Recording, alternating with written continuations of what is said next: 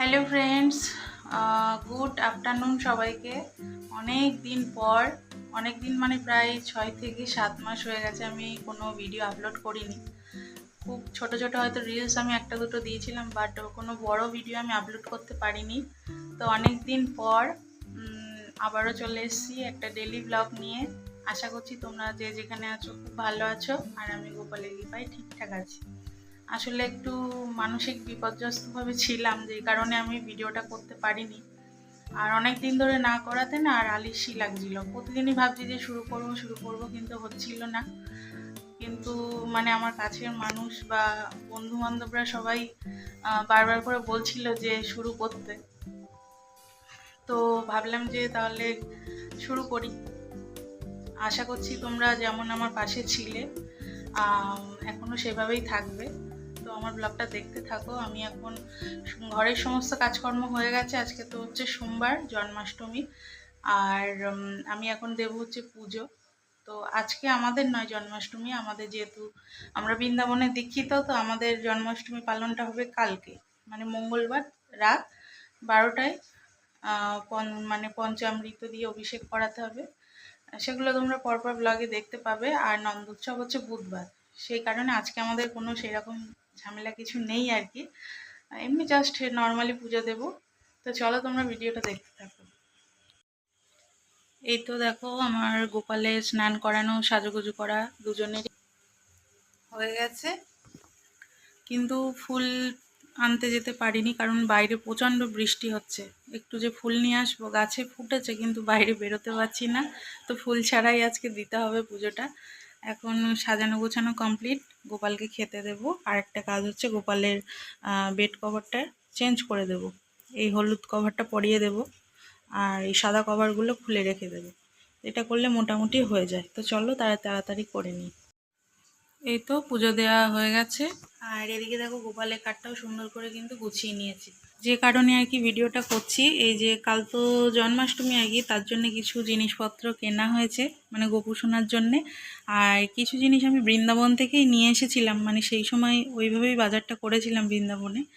আর এখান থেকে কয়েকটা জিনিস নিয়েছিলাম, কারণ আমার আশেপাশে কয়েকটা গোপাল আছে, তাদের জন্যও জামা নিয়ে এসেছি। তো সবার জন্য নেব, আমার বাড়ির গোপালের জন্য আবার নেব না, সেটা কি হয় বলো তো? সেই জন্য আমাদের গোপালের জন্যও আবার নিয়ে এসেছি। আর এখানে দেখো কিছু ফুলের মালা, এগুলো তো জানো প্লাস্টিকের, তো ডেকোরেশনের জন্য নিয়ে এসেছি। আর এই দুটো জিনিস কিনেছিলাম, দুটো স্পুন আর একটা ছোট এরকম একটা খুন্তি, ওই ঠাকুরের জিনিসের মানে ঠাকুরের রান্নাবান্নার জন্যে। আমার বড় খুন্তি আছে, এবার একটাতে খুব অসুবিধা হয়, যেহেতু দুটো তিনটে রান্না একসঙ্গে করতে হয়। বুঝতেই পারছো, অনেক কিছু রান্না মানে করি, তো অনেকটাই সময় লাগে। আর এখানে দেখো এই মালাগুলো আমি পুঁথি কিনে নিয়ে এসেছিলাম। তো দুই গোপালের দুটো মালা আমি বানিয়ে নিয়েছি বাড়িতে। আর এখানে দেখো গোপালের দুটো জামা আছে, ব্ল্যাক ব্ল্যাক নয়, অ্যাশ কালার আর ইয়েলো। এই জামা দুটো পিসিরা দিয়েছিল আমার গোপালকে। আমার পিসিরা তো গেছিল আমাদের সঙ্গে। আর আমরা আসার পর আমার হাজব্যান্ড আর ভাই আবারও গেছিলো বৃন্দাবনে, তো ওরাও আসার সময় আবার ওর পাপা আর কি নিয়ে এসেছিল। এখানে দেখো একটা গ্রিন আর একটা স্কাই কালার।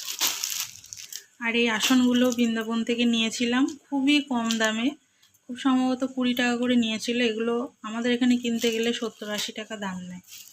এখানে দেখো দুটো হার নিয়েছিলাম, এগুলো মনে হয় 20 টাকা করে নিয়েছিল। বৃন্দাবনে এত কম দাম গোপালের জিনিসপত্রে তোমরা ভাবতেই পারবে না। আর এরকম একটা মোটুক, আর এরকম না আমি কাপড় নিয়েছিলাম, কাপড় কিনেছিলাম, এগুলো 250 টাকা করে মিটার নিয়েছিল।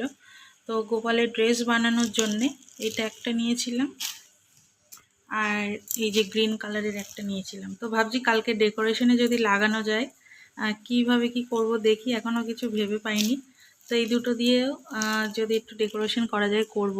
তো পরে তারপর গোপালের জন্য জামা বানিয়ে নেবে। আর এখানে দেখো গোপালের এই ড্রেসটা নিয়েছিলাম, এটা একটা ব্লাউজ মতো আলাদা, খুব সুন্দর দেখতে।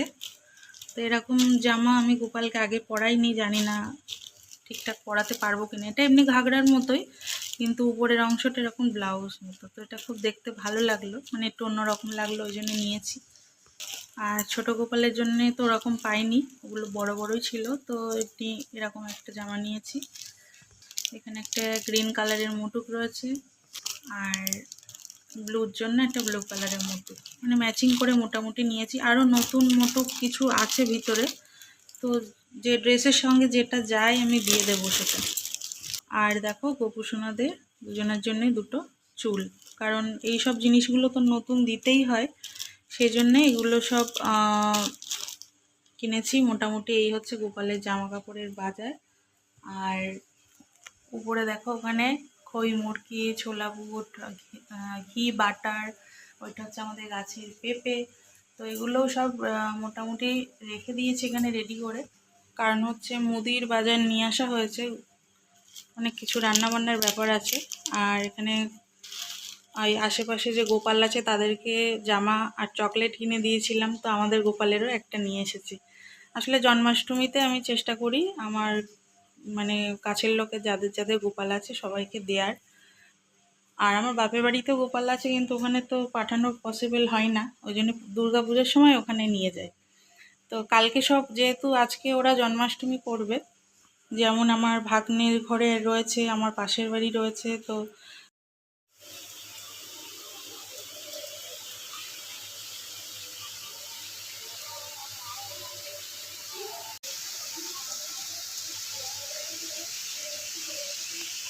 দেখো ঘড়িতে বাজে এখন প্রায় 1:30, আর এদিকে খাওয়া দাওয়া করব, বাবুকেও খেতে দেবো। তো সকাল থেকে না এই জায়গাটা পরিষ্কার করছিলাম, এই জানলাগুলো এত ঝুল আর নোংরা হয়েছিল, মানে কালই তোমরা ভাবতে পারবে না। তো দেখো মোটামুটি পরিষ্কার করেছে, মানে যে জায়গাগুলো হাত যায়, এই কোনাগুলোতে তো হাত যেতে চায় না আর কি, তো মোটামুটি করেছি।